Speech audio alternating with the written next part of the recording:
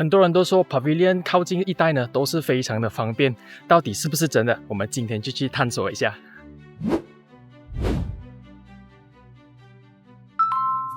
Hello， 大家欢迎收看 Wayne 的方程式。所以今天主要这个视频呢，就是带大家去感受一下真正在 Pavilion 这一带附近，步行可以到的那些 landmark 是有什么，然后有什么店面呢是可能比较适合平时的衣食住行，包括大家都可能比较想要拥有的东西，就是 LRT 步行可不可以到？今天 Wayne 都会带你去看看一下。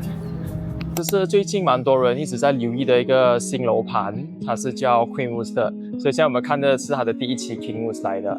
OK， 所以这个项目的入口是在那一边，一直沿着人行道走过来呢，会有一个斑马线 ，OK， 是挺安全的。实测到底要走多远可以去到 Pavilion？OK，start。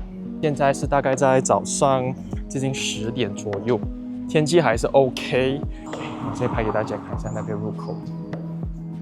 OK， 通常呢走到这里呢，有2个路可以选择去，就是 either 我们一直往前走，就是那边一直往前走，然后转左就是去到 Parkson 那里，或者是呢，就是可能会考量到安全上的问题呢，想一直走 Cover Walkway 的话呢，就可以沿着这里一条人行道，也就是 The Trees 这边这一带一直走过来，一直走 all the way，either 爬楼梯还是走过去。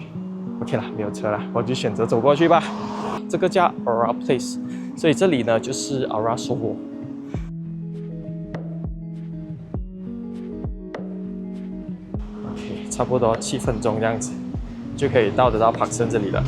如果说现在是直接走回去 Pavilion Open Space 的广场呢，我们再计时一下需要用多久，从那个终端走过去，也等上面再看回来。所以说走回来刚才这个 Bukit Jalil City 的 roundabout 用时差不多是一个2分钟左右。Start again，OK。发现这边的店面呢，可能是因为比较靠近 Pavilion 这一带，所以说会看起来比较多大招牌的店面，比如说这个 Restaurant Brewery， 看起来应该是日本餐 ，Face Bar 应该是美容中心。护牙的话，这里也是有 ，Pass Hub 都有哦，楼上还有店面 ，Spa 啊 ，Kids， 可以看得出这一带呢都是 more like lifestyle 的一个 area。它给我的感觉是有一点像那时候去 Mont Kiara 那一边的那一区一样，就是有的那些店面。今天是比较 quiet 一点啦，走过去这里，看一下这些店面都是蛮成熟的。可以看得出，越靠近 Pavilion 的店面呢，也很明显是比较多的这一带。OK，Right， 其实后面那一边还有一排是，那边还有店面，那边是 under the Park Night side 了的。OK， 吃的喝的全部都挺方便，所以可能一些人呢，他们是 prefer 来 OK， 我从我的家楼下一下来。就要有东西吃啊，护理啊、美发啊，全部东西要这种感觉的话呢，其实我觉得住在 Pavilion 这一带是挺舒服的。OK， 这里就是平时的那个大广场，通常大家都比较熟悉的呢，都是这里啦。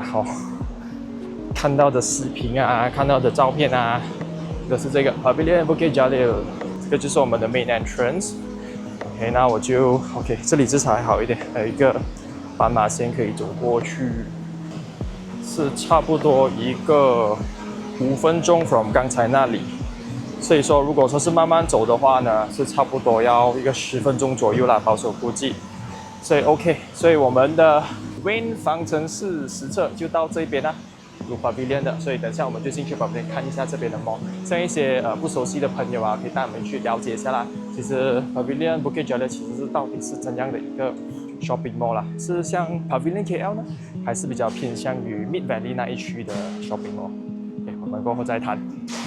OK， 像是有些朋友们，要么你们是直接住在 Pavilion 的楼上，你就可以直接享受完它所有的方便性；要么可能你就住稍微有一点小距离。但是可能要走一点点啦。Queenwood 在这一带的话呢，就是开车的距离还可以到，个人觉得是还 OK 啦。所以走过去 Pavilion 的话呢，就差不多一个7到10分钟左右。刚才我是在那边开始走的，就对过去，转左跟直走，2个不同的方向都可以去到。从这边一路走过去呢，店面我们看一下有多久。就是等下前面会带大家去看一个蛮特别的地方，你就可以直接走到这里的，你看那个黑色的 Mazda 车出来的地方吗？那个就是Bukit Jalil 80个英亩的 entrance 来的。所以如果说想去运动的话呢，其实 doorstep 就可以走到了。但是当然，如果说是想选择不想要走路，可以体验得到所有的便利性呢，那当然住在 shopping mall 的楼上。一定是最舒服的。It's just that for most of the 新楼盘在 Bukit Jalil 这一带呢，都是有一段距离啦。either 是你要开车，可能一个5到10分钟，或者是可能有一些比较靠近，像刚才我们走过那 Queenwood， 开车大概一个2分钟就可以到了。但是有时候可能拜六礼拜遇到比较多车流的时候呢，要在Bukit Jalil 的 car park， 坦白说你要找 parking 的话呢，是挺挑战一下的。像我蛮常有过去那边 during the weekends， 通常都是要绕一个差不多4到5圈才可以找到 car park， 但是有好有坏啦。找不到 car park 就证明这个 mall 的话真的是挺旺一下的 ，right？ 所以可以看一下周围的环境，其实是挺OK 的，有车流量一直在动。因为可能有一些不熟悉 Bukit Jalil 的朋友们呢，会觉得Bukit Jalil 是不是一个算比较偏远的地方啊？但是可以看一下这边的车流量啊，一直都有的，没有停过了。而且最近这里就在 Jalil Link 啦 ，OK， 熟悉 Bukit Jalil 的朋友都应该知道这条路 Jalil Link 前面这一带，它都已经是扩充那个大路了。所以原先呢它是2条 lane 现在就已经变成3条了。所以整体上住起来呢也比较舒服，也看得出政府有在这里下功夫啦，就是想把 Bukit Jalil 做得更好。OK， 所以走着走着，不知不觉，我觉得如果说你们要走的话呢，要有一个朋友啊，或者是有一个家人啊，陪同你们一面聊天一面走啊，一路上才不会寂寞。所以像刚才跟大家一直这样子聊天啊，走着走着，差不多一个4、5分钟这样子的，就可以到这里了。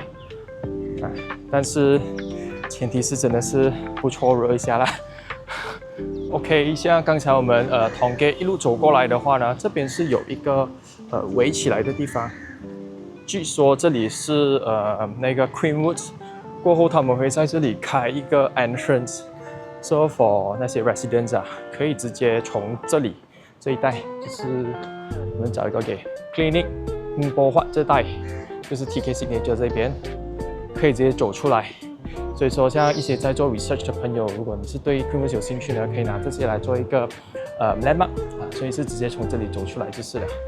OK， 然后这个就是像刚才所提到的第1期的 Kingwood， 就在这里。OK， 现在可以看得到 Kingwood 的柱子在起着了，就是说地基已经是做好了。